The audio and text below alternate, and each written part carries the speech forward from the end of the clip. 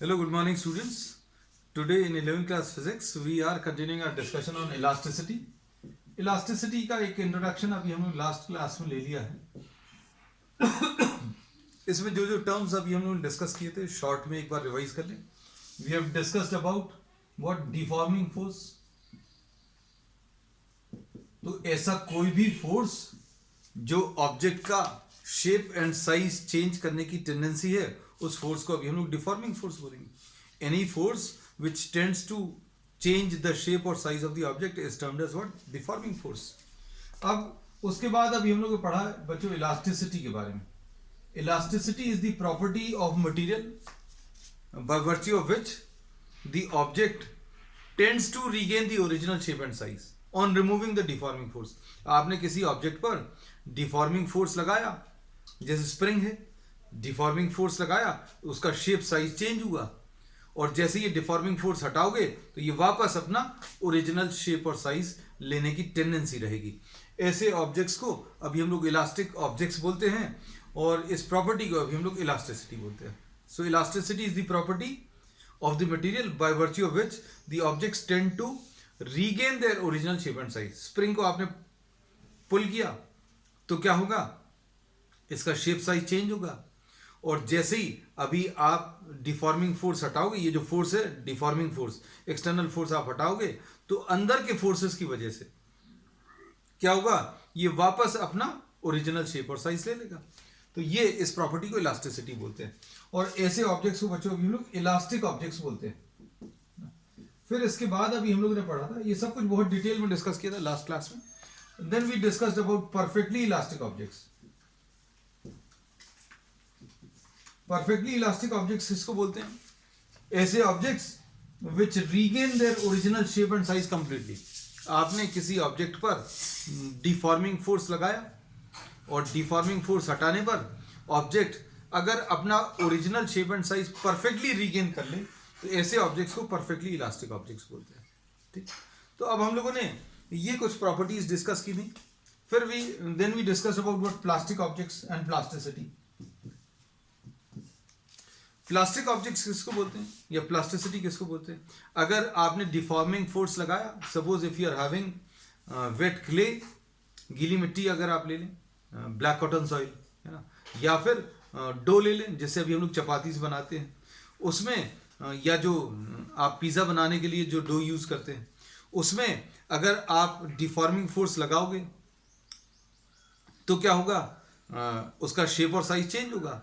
लेकिन आप deforming force हटाएंगे तो object will not tend to regain the original shape and size. वो जैसा डिफॉर्म शेप आ गया, आपने उसको डिफॉर्म किया, सर्कुलर शेप का डो था, आपने ऐसा फोर्स लगाया तो क्या होगा, थोड़ा सा फ्लैट हो गया है ना, और जैसे ही आप डिफॉर्मिंग फोर्स हटाओगे तो वो फिर से सर्कुलर, फिर से स्फेरिकल शेप का नहीं हो जाएगा. So we say such type of objects are termed as what plastic objects, और इस प्रॉपर्टी को अभी हम लोग बच्चों प्लास्टिसिटी बोलते हैं ना. तो ये सारी चीजें अभी हम लोगों ने बहुत डिटेल में पिछली पूरी क्लास में अभी हम लोगों ने डिस्कस की थी. अब आज अभी हम लोग पढ़ने वाले हैं the cause of elasticity. Elasticity क्यों होती है? तो अभी हम लोग ये कहते हैं बच्चों, the cause of elasticity is the inter atomic और inter molecular forces. Inter atomic और इंटर मॉलिक्यूलर फोर्सेस. सॉलिड्स के अंदर जनरली अभी हम इलास्टिसिटी की बात करेंगे, ये पिछली क्लास में बताया था, इलास्टिसिटी की बात करेंगे सॉलिड्स में. हम लोगों ने इसमें ये बोला कि सॉलिड्स में इंटर एटॉमिक फोर्सेस की जो बाइंडिंग है, जो बाइंडिंग प्रॉपर्टी सॉलिड्स की है, जो डेफिनेट शेप और साइज है, that is due to what inter atomic और इंटर मॉलिक्यूलर फोर्सेस. ये जितने भी मॉलिक्यूल्स या एटम्स हैं, those are bound by forces of attraction. और ये फोर्सेस ऑफ अट्रैक्शन को अभी आप कंपेयर कर सकते हो किससे? स्प्रिंग फोर्स से. जैसा स्प्रिंग में अभी हम लोग करते हैं बच्चों, स्प्रिंग ये नॉर्मल लेंथ है, अगर आप इसमें ऐसा कुछ कंप्रेस करने की कोशिश करोगे तो क्या होगा, ये तो नॉर्मल लेंथ थी, it will tend to remain in this position forever. अगर आप इसको इस पोजीशन से डिस्टर्ब नहीं करेंगे तो ये हमेशा इसी पोजीशन में रहने वाली है स्प्रिंग. लेकिन अगर आपने इसको कंप्रेस कर दिया तो क्या हो गया, आपने इसके शेप और साइज को चेंज किया, तो क्या होगा, इलास्टिसिटी की प्रॉपर्टी आएगी या ये स्प्रिंग की जो प्रॉपर्टी है वो क्या करेगी, this will oppose the change. हमने इसको कंप्रेस किया, ये बाहर की तरफ फोर्स लगाएगी, और इसी फोर्स की वजह से, जिसको अभी हम लोग रिस्टोरिंग फोर्स भी बोलते हैं, this we have studied in springs in Newton's laws of motion. तो अभी हम लोग ने ऐसा अगर कंप्रेस किया तो कुछ फोर्सेस एक्ट करेंगे जो इसको अपोज करेंगे, और इसी की वजह से बच्चों अभी हम लोग बोलते हैं इलास्टिसिटी की प्रॉपर्टी आती है।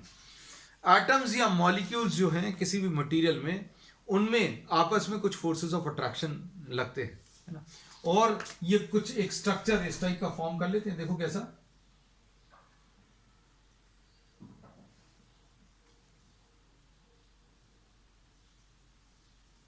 This is an atom or a molecule.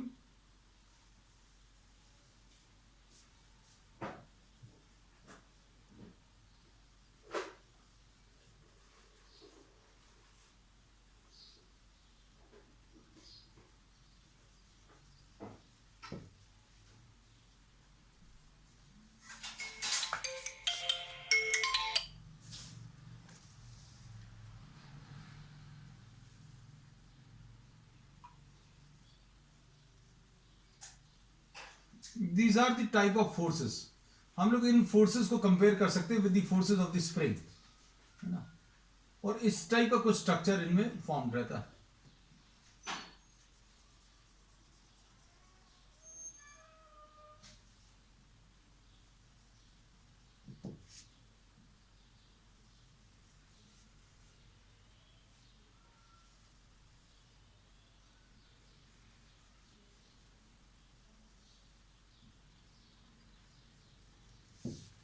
ऐसा कुछ स्ट्रक्चर इसमें बना हुआ है। सो दीज एटम्स और मॉलिक्यूल्स, ये जो बॉल्स अभी हम लोगों ने, ये जो स्फीयर्स बनाए हुए हैं, ये क्या रिप्रेजेंट कर रहे हैं, these are representing the atoms और द मॉलिक्यूल्स। और ये जो इनकी एटम्स और मॉलिक्यूल्स के बीच में जो स्प्रिंग्स लगी हैं, these are representing the bonding, the intermolecular और द इंटर एटॉमिक फोर्सेस। ये बच्चों अभी हम लोग स्प्रिंग से रिप्रेजेंट करते हैं, ठीक है, और इनमें कुछ एक डेफिनेट स्पेसिंग है, और इस स्पेसिंग को आर नॉट से अभी हम लोग रिप्रेजेंट करते हैं, और इसी पोजीशन में ये रहना चाहते हैं। अब हम लोगों ने बोला ये सिर्फ अभी हम लोगों ने एक क्यूब भर बना के बताया। अब ऐसे बहुत सारे बच्चों क्यूब्स रहते हैं, कैसे, जैसे suppose for example if you consider these will be the atoms or molecules, these will be bonded to neighboring atoms or molecules with the help of these interatomic or molecular forces, ऐसा कुछ है। और अगर आप इनको इनकी इस position से डिस्टर्ब करेंगे तो क्या होगा, ये इसको अपोज करेंगे।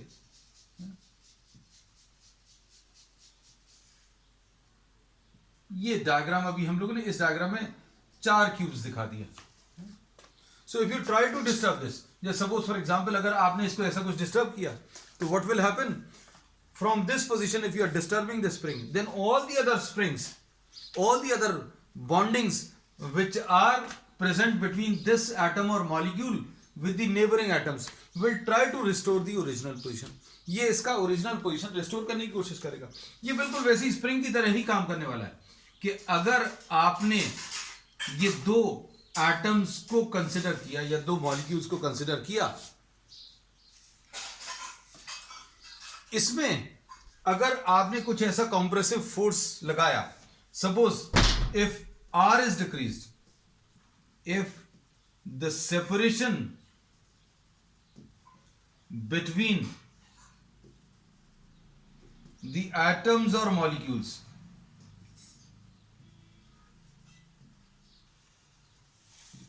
is changed, अगर आप इसको चेंज करोगे तो क्या होगा, ये स्प्रिंग एक्शन की वजह से ये वापस अपने ओरिजिनल पोजीशन पे जाने की कोशिश करेंगे। तो इसी मोड ऑफ एक्शन की वजह से मटेरियल्स में इलास्टिसिटी की प्रॉपर्टी होती है। जैसे अगर आपने इसको पास में लाने की कोशिश की, अगर आप इसको पास में लाने की कोशिश करोगे एटम्स या मॉलिक्यूल्स को, तो ये अभी तो एक डेफिनेट पोजीशन में रेस्ट पर हैं, ये इस पोजीशन पर फिक्स हैं, ये इनकी मीन पोजीशन है, और इस पोजीशन में दो एटम्स या मॉलिक्यूल्स के बीच का जो डिस्टेंस है उसको अभी हम लोग R0 से रिप्रेजेंट कर रहे हैं। And if R is decreased, R अगर आपने कम कर दिया इस R0 से, तो क्या होगा, ये कॉम्प्रेशन जैसा इफेक्ट आएगा। मतलब दो एटम्स या मॉलिक्यूल्स को आप इस स्पेसिंग से कम डिस्टेंस पर लेकर आ गए, तो क्या होगा, there will be what, a repulsion. There will be a repulsion between the atoms or molecules। एक रिपल्शन आ जाएगा। अगर आप ऐसा पास में लाओगे तो रिपेल करेंगे, और अगर आप इनके बीच का सेपरेशन बढ़ा रहे हो तो क्या होगा, ये देखो हम इसमें ऐसा बना दे रहे हैं। सपोज ये एटम्स और मॉलिक्यूल्स को आपने पास में कर दिया, तो क्या होगा, इनमें एक रिपल्शन आ जाएगा। ये बाहर जाने की टेंडेंसी रहेगी। जब आप इनको पास में लेकर आए हो, जब आपने इन स्ट्रिंग्स को कंप्रेस किया, मतलब एटम्स और मॉलिक्यूल्स को अपने पास में लेकर आए, और पास में अगर लेकर आओगे तो ये फिर से दूर जाने की टेंडेंसी रहेगी। So if R is smaller than R0, then there will be a repulsion between the atoms और मॉलिक्यूल्स। और अगर R ग्रेटर देन R0 है, अगर आपने ये सेपरेशन बच्चों बढ़ा दिया, स्प्रिंग नॉर्मल लेंथ ये है, आपने ये सेपरेशन बढ़ा दिया,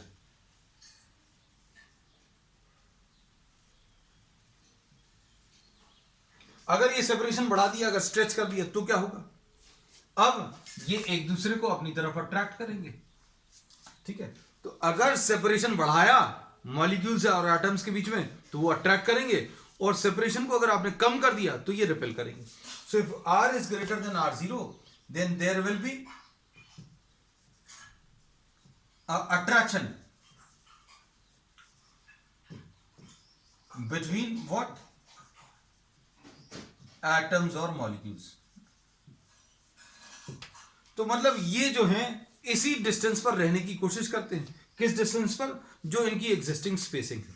तो अभी हमने बोला किसी भी मटेरियल में, किसी भी सॉलिड में इनफैक्ट एटम्स और मॉलिक्यूल्स जो हैं कुछ एक डेफिनेट डिस्टेंस पर, डेफिनेट इंटर एटॉमिक स्पेसिंग पर पैक्ड है, और ये स्पेसिंग कितनी है, R is equal to R0, और ये इसी स्पेसिंग पर रहना पसंद करते हैं। अगर आप इसका शेप साइज चेंज करो, जैसे मान लीजिए अगर आप इधर ऐसा खींचोगे, तो क्या होगा, इन दोनों मॉलिक्यूल्स के बीच का डिस्टेंस बढ़ जाएगा, इस स्प्रिंग की लेंथ बढ़ जाएगी, इस स्प्रिंग की लेंथ भी बढ़ेगी, इस स्प्रिंग की भी लेंथ बढ़ेगी, और ये सारे मिलकर कोशिश क्या करेंगे कि इसको वापस अपनी जगह पर ले आए। So the reason for elasticity is what? The reason for elasticity is these interatomic molecular or interatomic or intermolecular bonding or interatomic or intermolecular forces of attraction। इन्हीं की वजह से ये मटेरियल्स वापस अपना ओरिजिनल शेप और साइज लेने की कोशिश करते हैं। और इसको समझने के लिए एनसीईआरटी ने जो मॉडल प्रोवाइड किया है, वो ये प्रोवाइड किया है कि एटम्स और मॉलिक्यूल्स को आप स्फीयर जैसा मान लो, और इनके बीच में जो अट्रैक्शन है, इनके बीच में जो इंटरमॉलिक्यूलर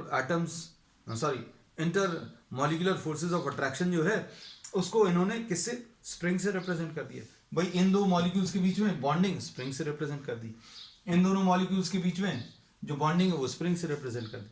अब आप अगर डिफॉर्मिंग फोर्स लगाओगे तो क्या करोगे, इनकी इंटर एटॉमिक स्पेसिंग या इंटर मॉलिक्यूलर स्पेसिंग को आप चेंज करोगे, और इसको अगर आप चेंज करोगे तो इसके हिसाब से अगर आप स्पेसिंग बढ़ाओगे तो ये इनके बीच में अट्रैक्शन आएगा, और स्पेसिंग को अगर आप कम करोगे तो क्या होगा, इनके बीच में एक रिपल्शन आएगा। ठीक है, तो ये जो फोर्सेस लगते हैं, जो डिस्टेंसेस को चेंज करने की कोशिश करते हैं, इनको अभी हम लोग डिफॉर्मिंग फोर्स बोलते हैं। और स्प्रिंग के अंदर जो फोर्स जनरेट होगा या सिस्टम के अंदर जो फोर्सेस जनरेट होंगे, इनको अभी हम लोग क्या, रिस्टोरिंग फोर्सेस बोलते हैं। तो अब रिस्टोरिंग फोर्स एक नया टर्म है। The force which is responsible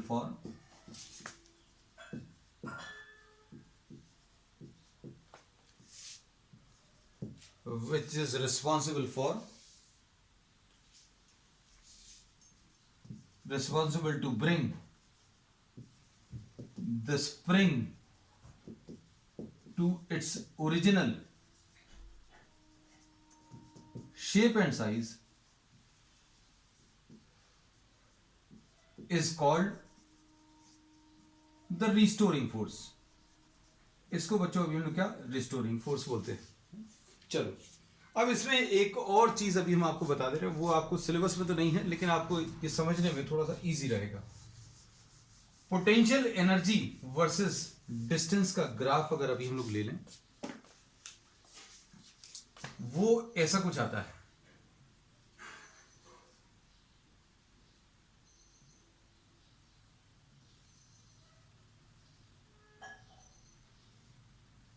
ये R है और ये पोटेंशियल एनर्जी, ये पोटेंशियल एनर्जी वर्सेस R का ऐसा कुछ ग्राफ है. ये R जो है this is the separation between atoms और मॉलिक्यूल्स, और इस R पर जिसकी वैल्यू R0 के बराबर है, पोटेंशियल एनर्जी बच्चों मिनिमम है.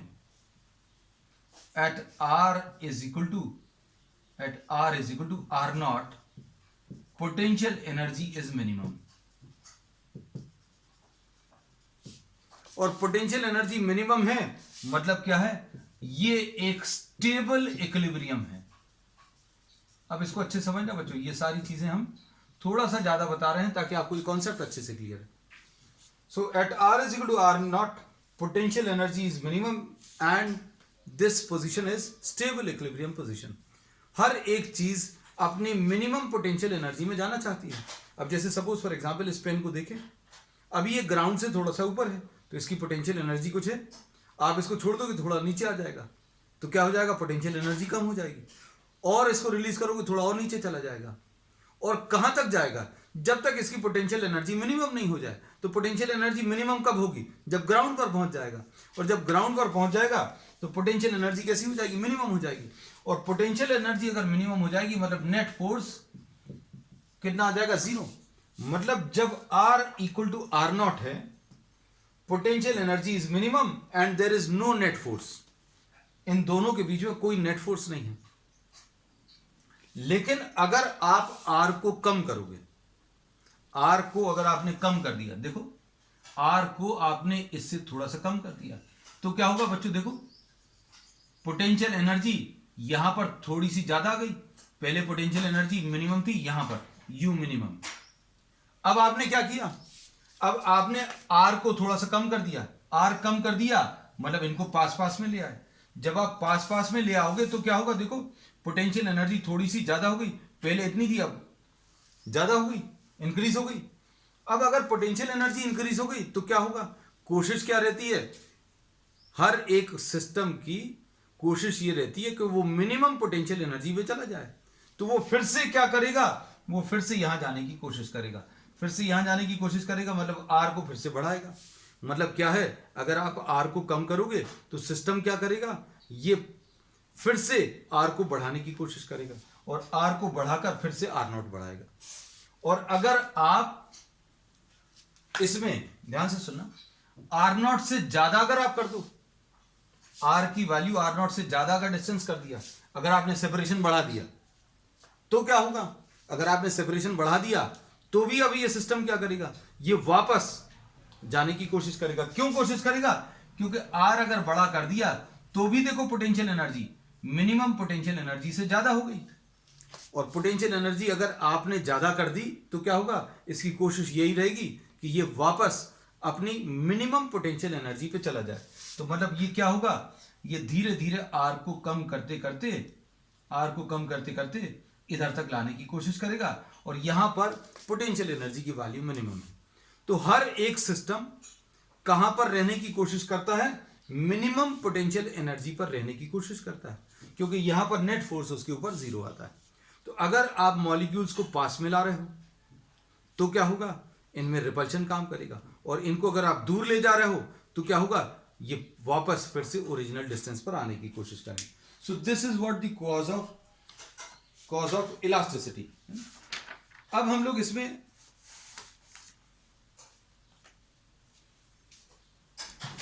इलास्टिसिटी का कॉज जो है बच्चों, कोई अगर पूछेगा तो क्या बोल सकते हैं, the cause of elasticity is what? The intermolecular forces or the interatomic forces of attraction. Atoms या मॉलिक्यूल्स के बीच में फोर्सेस ऑफ अट्रैक्शन काम करते हैं, उसी की वजह से ये प्रॉपर्टी ऑफ इलास्टिसिटी है। तो अब हम लोग इसमें ये बोलते हैं कि अगर आपने डिफॉर्मिंग फोर्स अप्लाई किया, अगर आपने डिफॉर्मिंग फोर्स अप्लाई किया तो सिस्टम क्या करेगा? एक रिस्टोरिंग फोर्स अप्लाई जनरेट करेगा।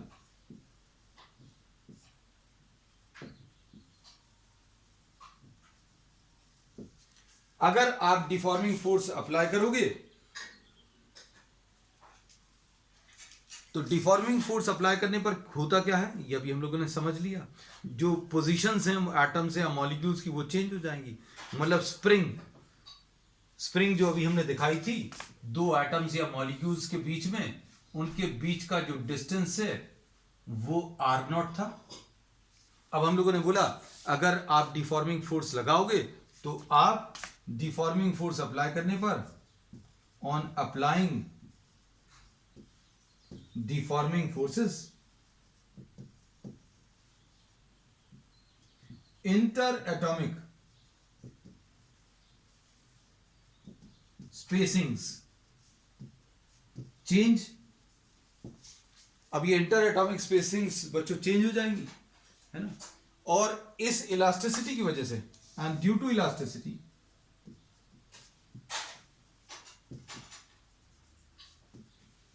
internal restoring forces are set up. Internal restoring forces are set up. इसका सबसे अच्छा एग्जांपल स्प्रिंग है।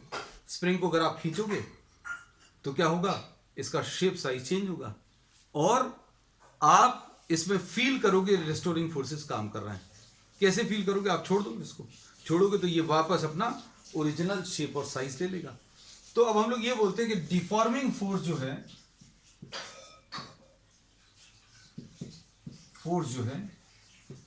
This is the external force जो हम लोग बाहर से अप्लाई करते हैं। और रिस्टोरिंग फोर्स क्या है? ये इंटरनल फोर्स है, ये जो अंदर जनरेट होता है और ये ऑब्जेक्ट की ओरिजिनल शेप और साइज रिस्टोर करने की कोशिश करता है, इसलिए अभी हम लोग रिस्टोरिंग फोर्सेस बोलते हैं। अगर आपने कोई स्प्रिंग ले ली और इसको पुल किया, ऊपर फिक्स करके आपने पुल कर दिया, ऊपर फिक्स किया और नीचे पुल कर दिया, तो क्या होगा? इसकी लेंथ बढ़ती जाएगी। क्या लेंथ इसकी बढ़ती ही जाएगी? ऐसा नहीं होगा, किसी एक स्टेज पर जाकर रुक जाएगी। अब किसी एक स्टेज पर जाकर क्यों रुक जाएगी? उसका रीजन क्या है? क्योंकि एक स्टेज ऐसी आएगी बच्चों जब ये एक्सटर्नल फोर्स और अंदर वाला रिस्टोरिंग फोर्स बराबर हो जाएंगे।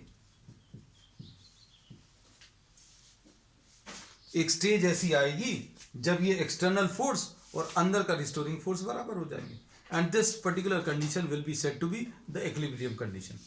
और जनरली अभी हम लोग आगे के टॉपिक्स में इसी इक्विलिब्रियम कंडीशन की बात करेंगे कि भाई बाहर वाला फोर्स और अंदर वाला फोर्स दोनों बराबर हो गए।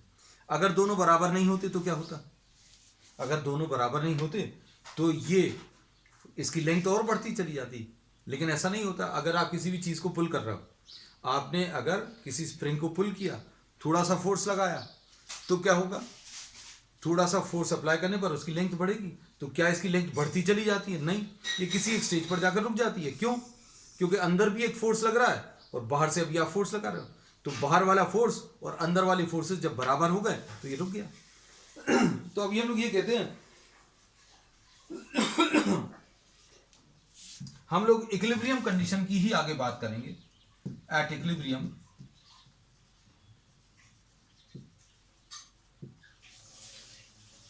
deforming force will be equal to what? The restoring force. कौन कौन सी फोर्सेस बराबर होंगे? डिफॉर्मिंग फोर्स और रिस्टोरिंग फोर्सेस दोनों बराबर होंगे। अब देखो, अब इससे रिलेटेड अब हम लोग नेक्स्ट टॉपिक लेने वाले हैं, और वो नेक्स्ट टॉपिक क्या है?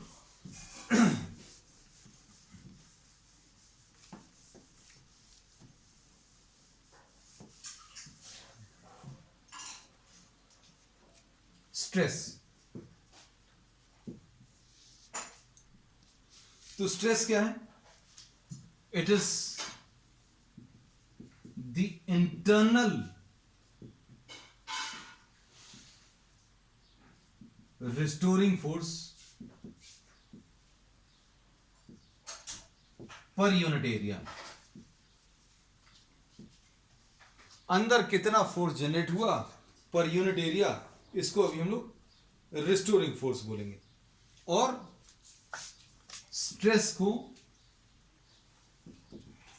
अभी हम लोग कैसा बोलने वाले हैं? Internal restoring force upon area. अब एरिया कौन सा होगा बच्चों? ये अलग अलग केसेस में अभी हम लोग डिस्कस करने वाले हैं और डिटेल में। चलो अभी इसमें एक चीज और लिख दें, एंड एट इक्विलिब्रियम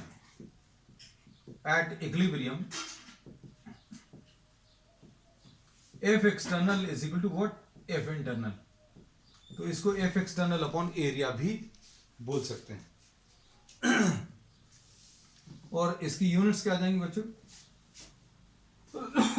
न्यूटन पर मीटर स्क्वायर, और इसको फोर्स को अभी हम लोग न्यूटन और एरिया को मीटर स्क्वायर, इसको अभी हम लोग पास्कल भी बोलते हैं। This is also named as what? Pascal. अब डिफरेंट टाइप के डिफरेंट तरीके से अभी हम लोग ऑब्जेक्ट को डिफॉर्म करेंगे, और उसके ऊपर डिपेंड करेगा टाइप्स ऑफ स्ट्रेसेस, है ना। ऑब्जेक्ट को कैसे कैसे डिफॉर्म कर सकते हैं वो अब हम लोग इस टॉपिक में पढ़ेंगे। किसमें? Types of stresses. तो अब ये आज पता चल गया कि किसी भी ऑब्जेक्ट में अगर आप डिफॉर्मिंग फोर्स अप्लाई करोगे तो अंदर भी फोर्सेस जनरेट होते हैं, और अंदर के फोर्सेस और बाहर के फोर्सेस इक्वल हो जाते हैं इक्विलिब्रियम कंडीशन में। And we will be talking about what? The equilibrium condition. Equilibrium condition की ही अभी हम लोग बात करने वाले हैं। इसका सिंपल सा एक एग्जांपल ये है बच्चों, अगर आपने एक रॉड ले ली या वायर ले ली और उस पर 10 न्यूटन का फोर्स लगाया, तो क्या होगा? इसकी लेंथ बच्चों सपोज 100 सेंटीमीटर है, तो सपोज इसकी फाइनली लेंथ 103 सेंटीमीटर हो गई। तो ये 10 न्यूटन लगाने पर ये 103 सेंटीमीटर तक बढ़ा। अब इसका मतलब क्या है? इसका मतलब यह है कि जब इसकी लेंथ बीच में कहीं पर होगी, मान लीजिए 101 या 102, अगर इसकी लेंथ 101 या 102 होती बीच में कहीं पर, तो ये अभी भी इसकी लेंथ बढ़ा रही है, लेकिन अब इसकी लेंथ 100 से 101 हो चुकी है, 102 भी हो जाएगी, फिर 103 भी हो जाएगी, 103 पर रुक जाएगा। क्यों रुक जाएगा? क्योंकि बाहर वाले फोर्सेस और अंदर वाले फोर्सेस बराबर हो जाएंगे। लेकिन इस स्टेज पर क्या होगा? जब इसकी लेंथ पूरी तरीके से नहीं इंक्रीज हुई है, मतलब इसकी लेंथ 100 से 103 तक पहुंचनी है, अब ये अगर 101 है, मतलब ये जो इंटरनल रिस्टोरिंग फोर्स है वो अभी हो सकता है 2 न्यूटन हो। बाहर वाला फोर्स 10 है, अंदर वाला 2 है, तो क्या होगा? अभी भी इसकी लेंथ बढ़ेगी, और फिर जैसे जैसे इसकी लेंथ बढ़ेगी अंदर वाला फोर्स भी बढ़ता जाएगा, और ये अंदर वाला फोर्स 3 न्यूटन होगा, फिर 5 न्यूटन होगा, फिर 10 न्यूटन होगा। लेंथ बढ़ना कब बंद हो जाएगी? जब ये बाहर वाला फोर्स और अंदर वाले फोर्सेस बराबर नहीं हो जाए, है ना। तो बार बार हम इस चीज पर स्ट्रेस दे रहे हैं कि at equilibrium condition the external force and internal forces will be equal and opposite. ठीक, अब देखो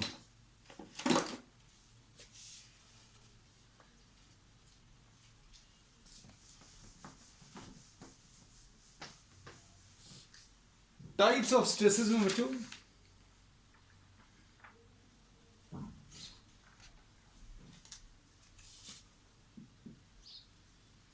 सबसे पहला लॉन्गिट्यूडनल स्ट्रेस। लॉन्गिट्यूडनल स्ट्रेस में क्या बोलते हैं, फोर्स जो अभी हम लोग अप्लाई करेंगे that will be perpendicular to the area. अभी आप इस एरिया की बात कर रहे हैं तो आपने इसके परपेंडिकुलर ये फोर्स अप्लाई किया। Force is deforming force and the restoring force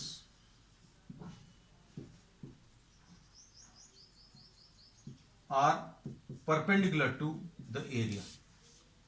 और इसमें लॉन्गिट्यूडनल स्ट्रेस क्या आ जाएगी, this will be force per unit area. कौन सा वाला फोर्स, तो डिफॉर्मिंग फोर्स भी हो सकता है, रिस्टोरिंग फोर्स भी हो सकता है। अब इसमें लॉन्गिट्यूडनल स्ट्रेस में बच्चों दो टाइप अभी हम लोग पढ़ेंगे, एक तो tensile stress,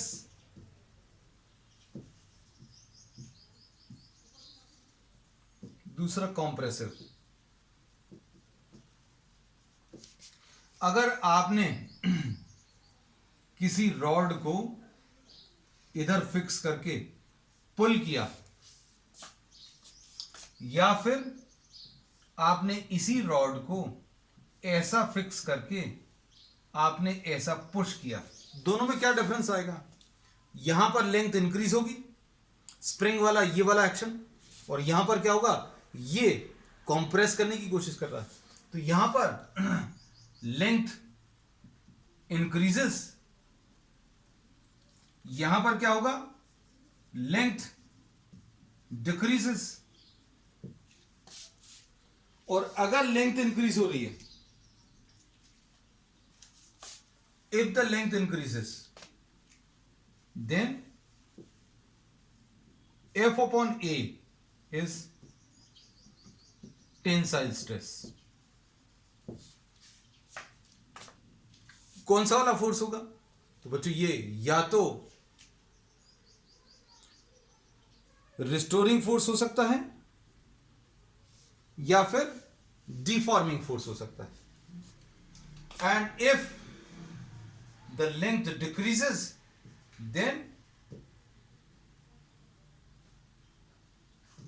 F upon A is called